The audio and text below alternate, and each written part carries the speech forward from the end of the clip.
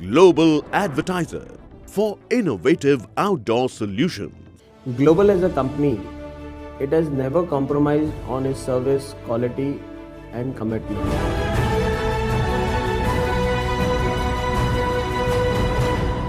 घुमा फिरा के इसके विषय में मैं आपको एक स्टोरी बताना चाहता हूँ। एक कहानी है। एक राजा के पास एक गाने वाला पहुंचा, तो वो गाना गा रहा था। राजा को बहुत अच्छा लगा। राजा ने बोला कि आप इनको सोना दे दो, बहुत अच्छा गाना गाया है। फिर उन्होंने और एक अच्छा गाना गाया, उसको चांदी दे दी, बहुत अच्छा गाना गा रहा है। ऐसे करते करते उनको हीरे जवाहरात मोती जमीनें जायदाद बहुत सारी दे दिए। और वो गायक कवि बेचारा अपने घर पे गया खुशी खुशी और अपने परिवार से बोलने लगा कि बहुत अच्छा, आज मुझे तो राजा ने बहुत सारा, मुझे तो पैसा दे दिया, सोना दे दिया, चांदी दे दिया, बहुत सारा दे दिया। ऐसा करते करते करते करते एक हफ्ता बीत जाता है। एक हफ्ते के बाद में फिर वो राजा के पास आता है, तो राजा को कहता है कि भाई मुझे आपने तो सोना चांदी हीरे जवाहरात सब दिए थे, अब वो मुझे दो आप। तो राजा बोला इसमें लेने देने की क्या बात आई, आपने मुझे गाना सुनाया, मेरे कान को अच्छा लगा, मैंने आपको इतनी सारी चीज दी, आपके कान को अच्छा लगा, इसमें लेने देने की बात कहाँ है। तो यही किया है मोदी ने। 20 लाख करोड़ का जो पैकेज दिया है, हकीकत में जमीन पे उतरना चाहिए। सबसे पहले जो हमारे मजदूर साथी जिनके कंधों के ऊपर ये भारत बना है, ये भारतवर्ष में आज जो सोने की चिड़िया जो कही जा रही है, इन मजदूरों ने खड़ा किया है। इतने ऊंचे ऊंचे टावरों में जो रहते हमारे नेता लोग, हमारे जो मिनिस्टर लोग, जो मोदी साहब ने जो अपनी इतनी 5 स्टार ऑफिस बनाई है, वो मजदूरों ने बनाई है। आज वो मजदूरों का हाल देखिए आप। मैं बोलना चाहूंगा, योगी जी बोल रहे कि मैंने 10 लाख लोगों के लिए एक क्वारंटाइन सेंटर बनाया। योगी जी माफी चाहता हूं, आप सबसे पहले रोड पे बस निकालिए, जहां जहां पैदल दिखे आपको उनको भर के लेके जाइए। केंद्र सरकार से मैं गुजारिश करता हूं, आप 100 ट्रेनें चला रहे हो, 50 ट्रेनें चला रहे हो, अगर इनको लेके जाना था तो आपकी नीयत साफ रखिए, आपकी नीयत में ही खतरे है। इसलिए मैं चाहता हूं पहले इन मजदूरों को इनके घरों तक पहुंचाए। और इन मजदूरों को आज जरूरत है। आपने 1 राशन कार्ड की घोषणा पिछली बार की थी, वो अभी आप अगस्त में लागू करोगे।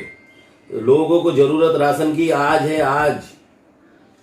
मैं कल सुन रहा था, हमारी स्मृति ईरानी जी ने कहा, जो महिला विकास मंत्री है, कि हमने 80 लाख परिवारों को राशन दे दिया है। मैडम, आप पहले आपकी जानकारी अच्छी लीजिए।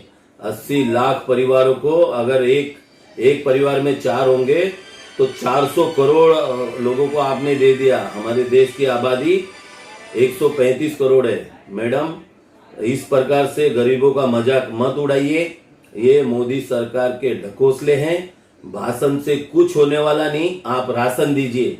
भाषण आपने बहुत दे दिए, भाषण दे दे के आप यहाँ तक आए हो। अब ये चलेगा नहीं। मजदूरों को आप उनके घरों तक पहुंचाइए।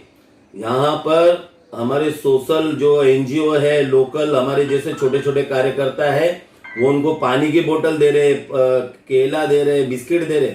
आप ट्रेन में उनको खाने की व्यवस्था कीजिए, स्टेशन पे खाने की व्यवस्था कीजिए, उनको उनके घरों तक पहुंचाने की व्यवस्था कीजिए। ये झूठे वादे और ये झूठे आंसू ढकोसले मत दिखाइए मोदी जी। अच्छा, मजदूर जो आज भी जा रहे हैं, लगता है कि तकलीफ आएगी जो बड़े शहर है उसको, तो मजदूर रहेंगे नहीं, काम ठप हो जाएगा, लग रहा है आपको? देखिए, ये इस देश को बनाने में मजदूरों का बहुत बड़ा हाथ है। मैं जिस तबके से आता हूं, हम भी मजदूर हैं, लेकिन आज मजदूरों की इस सरकार ने कोई भी रियायत दी नहीं है। जो भी रियायत दी है, इलेक्ट्रिक कंपनियों को दी है। अरे मोदी जी, आप इनके 2 महीने का बिल माफ कर देते, आप इनको खाने का की व्यवस्था करवा देते। आपने कहा है कि कोई भी मजदूर भाई भूखा नहीं सोएगा, कोई भी। आज तो मैं आपके चैनल के माध्यम से, जो दूसरे चैनल है, जो मोदी चैनल है, वो भी दिखा रहे कि रोड पे लोग भूखे मर रहे हैं, छोटे छोटे बच्चे रो रहे हैं, मिट्टी को खोद खोद के, घास को खोद खोद के, पत्तों को खा रहे हैं। तो इस सरकार को तो तुरंत इस्तीफा दे देना चाहिए। हाँ राजेश भाई, अगर बात करें तो हाल ही में आपने देखा कि महाराष्ट्र बॉर्डर पे ट्रेन हादसे में 13 लोग की जान गई।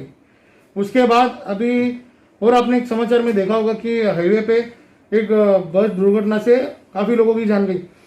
तो ये सब जो अपने गांव जा रहे थे जिनकी जान गई, ये सब का जिम्मेदार किसको ठहराना चाहेंगे? इसका जिम्मेदार केवल एक ही है, केंद्र सरकार। राज्य सरकारों के पास अगर केंद्र सरकार अगर सुविधा मुहैया कराएगी तो लोग सड़कों पे नहीं निकलते थे।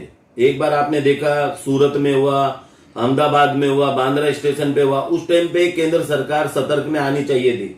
राज्य सरकारों ने अपना पालन निभाया, राज्य सरकारों ने मजदूरों को घरों पे रोकने की बहुत कोशिशें की, लेकिन राज्य सरकार के हाथ में नहीं है। जबकि लॉकडाउन करने के लिए मोदी साहब आते हैं, सारी की सारी नीति मोदी केंद्र सरकार के हाथ में है। तो इन लोगों की जो जिम्मेदारी है वो जिम्मेदारी केंद्र सरकार की है।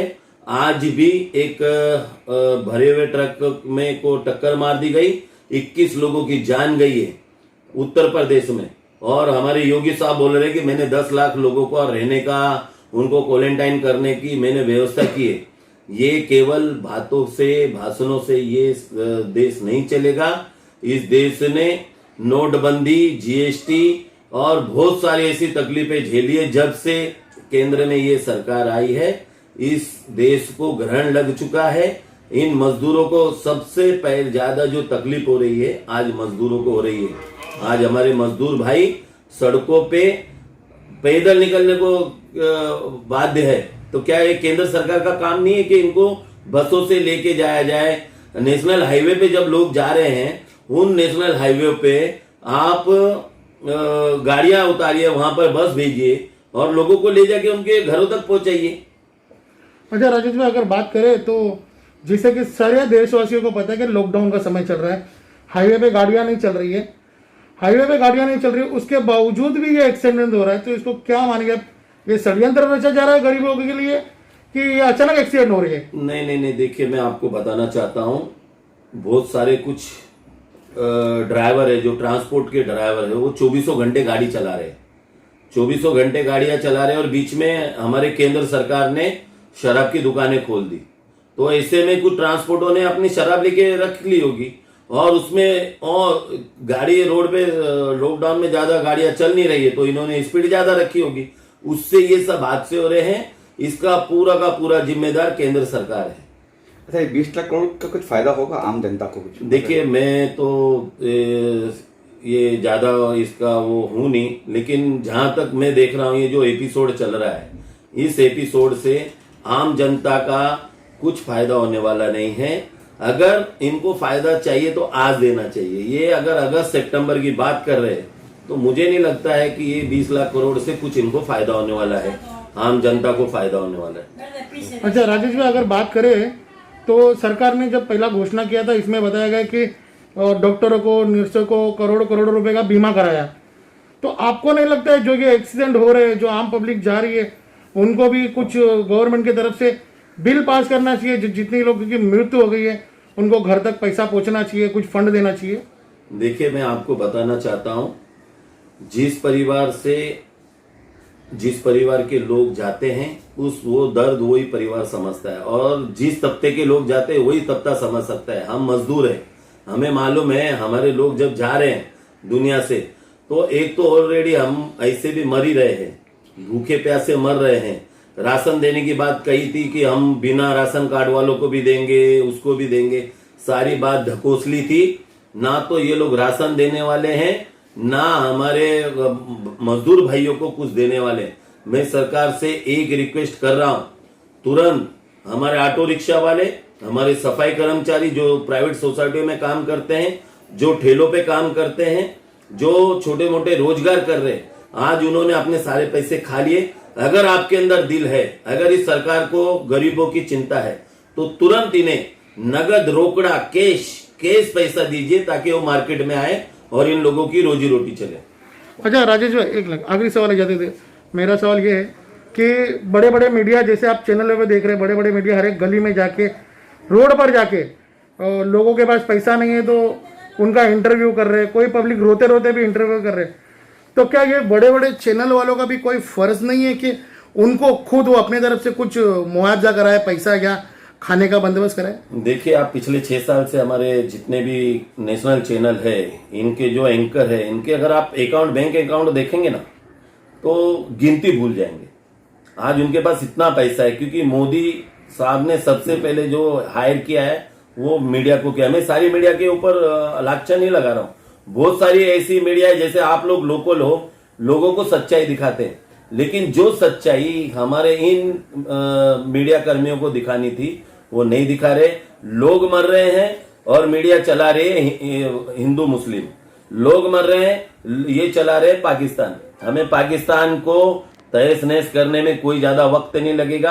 हिंदू मुस्लिम की आप बात मत कीजिए, इंसानियत की बात कीजिए। इंसानियत के नाते मैं सभी चैनलों के माध्यम से कहना चाहूंगा कि हमारे मीडिया कर्मी जो इस देश का एक स्तंभ है, चौथा स्तंभ हमारा मीडिया है, उनसे मेरी गुजारिश है आप सच्चाई दिखाइए। मैं कोई कांग्रेस पार्टी का, कोई बीजेपी का, कोई किसी भी शिवसेना का, किसी की कोई पक्षधार नहीं कर रहा हूं।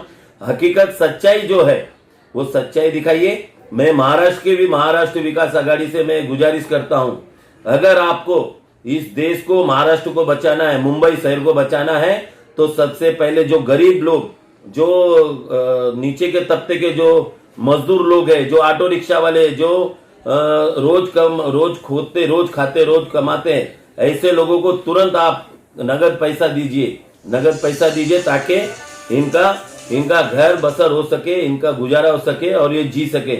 वरना अभी तो ये लोग ऐसे मर रहे हैं, दिन ऐसा आएगा हम लोग आत्महत्या तक कर लेंगे। अच्छा राजेश भाई, आखिरी सवाल है मेरा कि लॉकडाउन को देखते हुए आज 3 महीना बीत गया, सरकार ने केंद्र सरकार से समय काफी मांगे, कल का लास्ट डेट है 17 तारीख का, तो आपके हिसाब से अगर ये फैसला डाला जाए तो आप क्या बोलना चाहोगे? देखिए, मैं बताना चाहूंगा, जब केंद्र सरकार ने और बहुत सारी राज्य सरकार ने बोल दिया है कि भाई आप इसके साथ में जीना सीखिए, तो आप लॉकडाउन को थोड़ा ढील दीजिए, लोगों को काम करने दीजिए, उनको थोड़ी सी सहूलियत दीजिए, उनको समझाइए कि भाई आपको कैसा जाना है। अगर आप घरों में बिठाओगे तो उनको घरों में आप राशन पहुंचाइए, उनको घरों में पैसा दीजिए, वो घर को करेंगे कि आज लोग जो रोडों पे निकले, सड़कों पे निकले, उनका प्रमुख कारण ये है कि आप कोई छोटा एनजीओ उनको सिर्फ खाना दे रहा है, लेकिन उसके लिए चाय भी चाहिए, उनके लिए और कुछ बच्चे लोगों के लिए बिस्किट वगैरह भी चाहिए, फ्रूट्स वगैरह भी चाहिए, वो कहाँ से लाएंगे?